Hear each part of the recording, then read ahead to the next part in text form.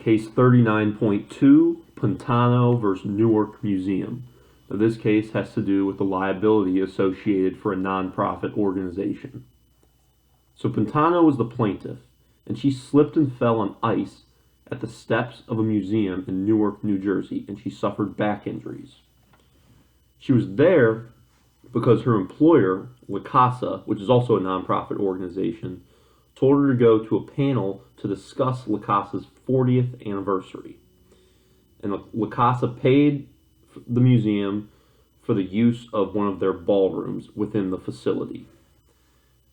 Now, Pantano sued the museum and said that the museum was negligent in maintaining its property. However, the museum, citing the Charitable Immunity Act, said that the plaintiff was a beneficiary of charitable endeavors, so therefore the museum would not be liable for damages. Pantano said, however, she was not a beneficiary because she was there at the command of her employer. So the Charitable Immunity Act says that nonprofit corporations are not liable for damages from negligence if the person that suffers the damages is a beneficiary of the nonprofit organization. So to test whether a person is a beneficiary, you have to look at two things. First of all, was the institution engaged to perform charitable objectives? And second, was the injured party a direct beneficiary of the good work?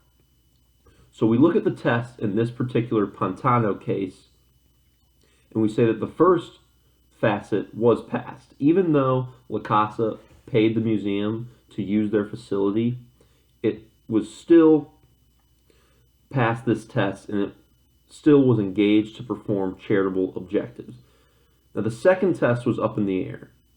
The courts needed to decide whether Pantano benefited from the charity or, in the terms of the court, whether she was unconcerned and unrelated to the benefactions of the organization.